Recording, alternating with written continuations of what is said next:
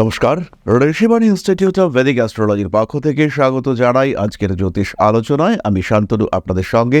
আলোচ্য বিষয় বিশুদ্ধ জ্যোতিষ, ব্যর্থতার কারণ, সঙ্গে কুম্ভ রাশি বা লগ্নের মানুষরা। জীবন আমাদের বহু দিক থেকে প্রাপ্তিতে ভরিয়ে দেয়, কিন্তু তার সঙ্গে সঙ্গেই কিছু না পাওয়া, কিছু হারিয়ে যাওয়া, কিছু পাওয়ার পরিকল্পনা, পাওয়ার কথা কিন্তু আলটিমেটলি পেলাম না, এরকম বিষয়ও লুকিয়ে থাকে আমাদের জীবনে। প্রচণ্ড পরিশ্রমী কুম্ভ রাশি বা লগ্নের মানুষ, শনির দ্বারা প্রভাবিত, অনেস্ট, লড়াই করতে পারেন, সবাইকে অ্যাকসেপ্ট করবার ক্ষমতা রয়েছে, অভিযোজন ক্ষমতা এটাও বেশি, সব জায়গায় মানিয়ে গুছিয়ে নিচ্ছেন, যথেষ্ট সামাজিক মানুষ।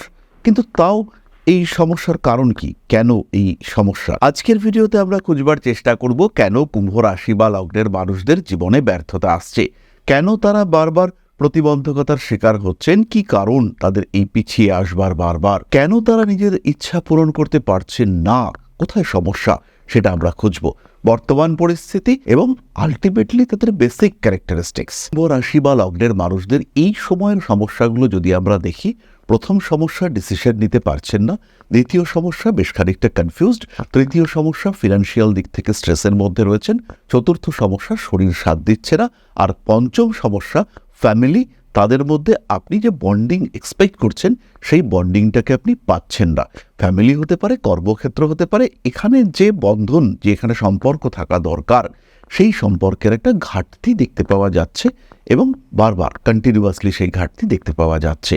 এবং এটাই কিন্তু এই মুহূর্তে কুম্ভ রাশি বা লগ্নের মানুষদের জীবনে সমস্যার সবচেয়ে বড় কারণ। এগুলিই কিন্তু কুম্ভ রাশি বা লগ্নের মানুষদের এই মুহূর্তের সমস্যা। কারণ দুটো, একটা প্রকৃতিগত, আপনি কেমন মানুষ তার উপরে ডিপেন্ড করবে, আর একটা বর্তমান সময়ের কারণে। 7.5 চলছে, লগ্নের উপরে রাহুর মুভমেন্ট, গুছিয়ে কাজকর্মগুলো মেটেরিয়ালাইজ করতে পারছেন না। যাদের জন্মকুণ্ডলিতে দেবগুরু বৃহস্পতি খুব বলবান, তারা সামলে নিচ্ছেন, কিন্তু যাদের জন্মকুণ্ডলিতে বৃহস্পতিও দুর্বল, শনিও দুর্বল, তারা কিন্তু কোনোভাবেই সামাল দিতে পারছেন না, অস্থিরতায় ভুগছেন এই মানুষগুলো। কিন্তু তার আগে আমরা জানব কেন এই ব্যর্থতা। কুম্ভ রাশির কিছু স্পেসিফিক ক্যারেক্টারিস্টিক্স সম্পর্কে আমরা জানব। এই মুহূর্তে লগ্নের ওপর রাহু রয়েছে, কিন্তু তার মধ্যেও তারা নিজেদের আদর্শ মেনটেন করবার চেষ্টা করছেন। তারা কিন্তু নিজেদের আদর্শ থেকে বেরিয়ে আসছেন না। নিজেদের এই আদর্শবাদী মানসিকতার কারণে তারা বারবার ব্যর্থতার মধ্যে পড়ছেন। প্রয়োজন পরিবেশ অনুযায়ী নিজেকে যে একটু বদলাতে হবে, নিজের আদর্শ থেকে একটু বাস্তবের দিকে ফিরে আসতে হবে, এই ধারণা কিন্তু কিছুতেই কুম্ভ রাশি বা লগ্নের মানুষ তিনি গ্রহণ করতে পারছেন না, নিতে পারছেন না। পরবর্তী বিষয়টি হলো আদর্শবাদী মানসিকতা এবং তার সঙ্গে সঙ্গে রিজিডিটি। আমার কথা এটা এবং এটা শুনে চলতে হবে, বা এটা সঠিক, এটা মানছ না কেন? আদর্শে মিলছে না, কুম্ভ সরে এলেন। দিনের শেষে কুম্ভ একা, সবাই এক জায়গায় রয়েছে, কুম্ভ রাশি বা লগ্নের মানুষ তিনি তার আদর্শ নিয়ে বসে আছেন, ফলে তিনি একা, এবং তাকে সাহায্য করবার, তার পাশে দাঁড়াবার, তার সুখে সুখী হওয়ার মানুষ নেই। এই ঘটনা বারবার কুম্ভের সঙ্গে দেখতে পাওয়া যায়। এবং বাকি সমস্ত মানুষ, তারা কিন্তু আদর্শ থেকে বেরিয়ে এসেছে, তারা সবাই সেই বিষয়টিকে গ্রহণ করেছে যে এটা তাদের আদর্শ বিরোধী। ঠিক আছে, বস বলেছে করছি, কিন্তু কুম্ভ সেটা করতে পারছেন না, তার মধ্যে ইরিটেশন তৈরি হচ্ছে, নিজেই নিজের মধ্যে দগ্ধ হচ্ছেন, একটা অদ্ভুত দহন কাজ করছে তার মধ্যে। ফলে কুম্ভ রাশি বা লগ্নের মানুষ তারা অস্থির হয়ে পড়ছেন। পরবর্তী সমস্যা এখান থেকে সৃষ্টি হয়। যখন কুম্ভ একা, যখন কুম্ভ বেশ খানিকটা ব্যর্থ হয়েছেন, এবার কিন্তু কুম্ভ তার নিজের ক্ষেত্রটিকে আইডেন্টিফাই করার চেষ্টা করতে শুরু করলেন। কুম্ভ রাশি বা লগ্নের মানুষ তারা বুঝলেন যে এই পথে কাজ হবে না, পথটাকে বদলানো উচিত। আর এই যে পথকে বদলালেন, কুম্ভ কিন্তু আগের যাত্রাকে সম্পূর্ণ বিস্মৃত হলেন। আগের দিকটা, পুরনো দিন, ইতিহাস সম্পূর্ণ ভুলে গিয়ে কুম্ভ নতুন যাত্রা শুরু করলেন। একদম নতুন এই যাত্রায় অভিজ্ঞতার অভাব হতে পারে, অর্থনৈতিক সাপোর্টের অভাব হতে পারে, সঙ্গীর অভাব হতে পারে, নিজের অর্জিত জ্ঞানের অভাব হতে পারে। কিন্তু আলটিমেটলি কি হলো? কুম্ভ রাশি বা লগ্নের মানুষটি তিনি ব্যর্থ হলেন। ফলে এই হঠকারী সিদ্ধান্ত গ্রহণ, এটাও কিন্তু কুম্ভ রাশি বা লগ্নের মানুষদের ব্যর্থতার অন্যতম প্রধান কারণ। এর ফলে একদিকে আগের কাজ অসম্পূর্ণ থেকে গেল এবং সেই কাজের কিছু বার্ডেন থেকে যায় কুম্ভের ওপরে। তার সঙ্গে সঙ্গে বর্তমান যে নতুন কাজ বা নতুন বিষয়টি শুরু করলেন, সেটা নতুনভাবে শুরু করবার কারণেও সেখানে সাফল্য আসতে বিলম্ব তৈরি হয়। কিছু কিছু কুম্ভ রাশির মানুষ ধরে রাখতে পারেন ধৈর্য, কিন্তু বেশিরভাগ ক্ষেত্রে তাদের পক্ষে ধৈর্য ধরে রাখাটাই কিন্তু কঠিন হয়ে দাঁড়ায়। এরপরে বলবো কুম্ভ রাশি বা লগ্নের মানুষ তারা কিন্তু অতিরিক্ত যুক্তিবাদী, তাদের কাছে লজিক রয়েছে এবং সেই লজিক যদি তাদের নিজস্ব লজিকের সঙ্গে ম্যাচ না করে, ধরুন আপনি কোনো একটা কথা কুম্ভকে বললেন, ভালো কথা, কিন্তু তার যে লজিক সেই লজিকের সঙ্গে বিষয়টি যদি ম্যাচ করে তাহলে কিন্তু অ্যাটাচমেন্ট খুব ভালো, তাহলে আপনার সঙ্গে তার অ্যাটাচমেন্ট থাকলো, আপনার সঙ্গে গুছিয়ে সে চলতে লাগলো, সব ভালো কথা। কিন্তু যদি সেই লজিকের সঙ্গে মিল না হয় তাহলে কিন্তু কিছু সমস্যা দেখতে পাওয়া যাবে, সে কিন্তু আপনাকে অ্যাকসেপ্ট করবে না। এর সঙ্গে সঙ্গে লগ্নে রাহু, কুম্ভ রেগে যাচ্ছেন এই মুহূর্তে, কাকে কি বলতে হবে সেই জ্ঞান থাকছে না, মাথা গরম করে ফেলছেন এবং নিজের উপরে কন্ট্রোল হারিয়ে ফেলছেন কুম্ভ।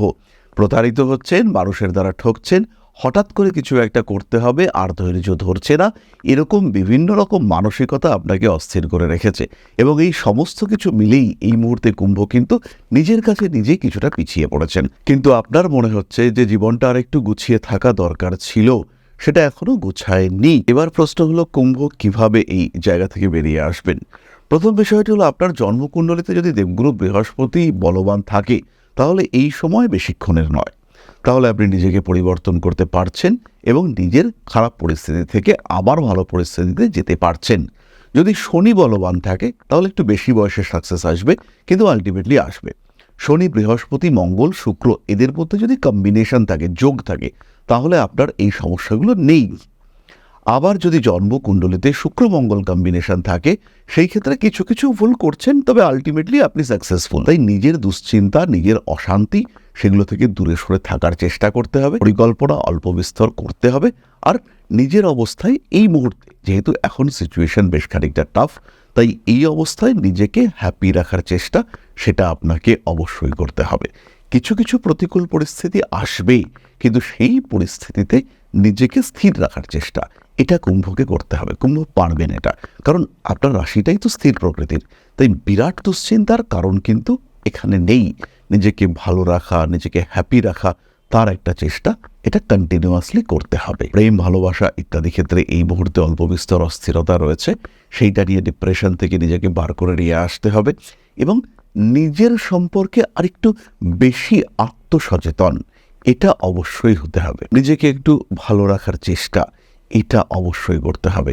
আর যখন নিজেকে আমরা ভালো রাখার চেষ্টা করব তখন কিন্তু আমাদের গ্রোথ রেট অনেকটাই বেশি হবে। জীবনের বিভিন্ন দিকে ব্যর্থতা আসতে পারে, সত্যিই আসতে পারে, কারণ এই মুহূর্তে 7.5 লগ্নের রাহু, সপ্তমে কেতু, জটিল অবস্থার মধ্যে আপনি রয়েছেন, কিন্তু তার মধ্যেও বেশ কিছু ভালো জিনিস রয়েছে। লগ্নপতি দ্বিতীয়, এটা পজিটিভ কম্বিনেশন। রাজযোগ হতে চলেছে আগামী মার্চ মাসের 2 তারিখ থেকে। শুক্র শনি কম্বিনেশন আমরা দেখতে পাবো। ভাগ্যপতি তুঙ্গক্ষেত্রস্থ হচ্ছেন, এটা একটা খুব ভালো কম্বিনেশন। সুতরাং খারাপের মধ্যেও ভালোর সংকেত রয়েছে, আমাদের দুশ্চিন্তা করবার প্রয়োজন নেই। কিন্তু একটা টাইম ফ্রেম এটা আমাদের জীবনে প্রত্যেকের দরকার।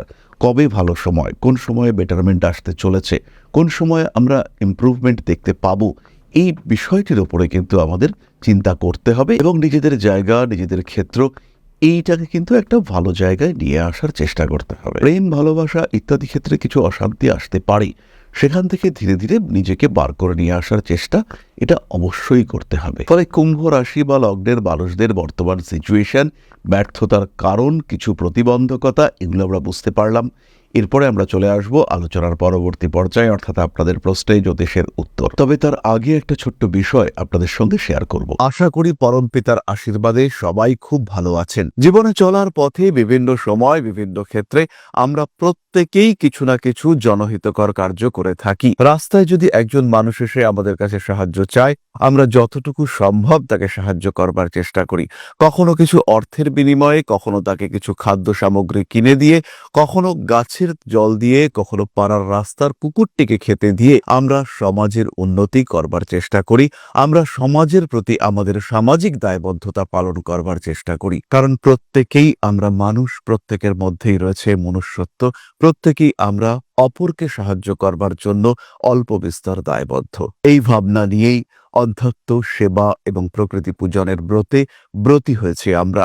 আপনাদের সহযোগিতায় গঠন হয়েছে পরম ব্রহ্ম মিলন মঠ ও সেবাশ্রম। দীর্ঘদিন ধরেই, প্রায় বিগত 3 বছর ধরে বিভিন্ন সময়ে, বিভিন্ন অবস্থায়, বিভিন্ন পরিস্থিতিতে মানুষের পাশে গিয়ে আমরা দাঁড়িয়েছি। মানুষের পাশে যতটা সম্ভব সাহায্য করবার চেষ্টা আমরা করেছি আমাদের ক্ষুদ্র সামর্থ্যে। বারংবার আমরা পেয়েছি আপনাদের সাহচর্য, বারংবার আপনারা বাড়িয়ে দিয়েছেন আপনাদের সহযোগিতার হাত।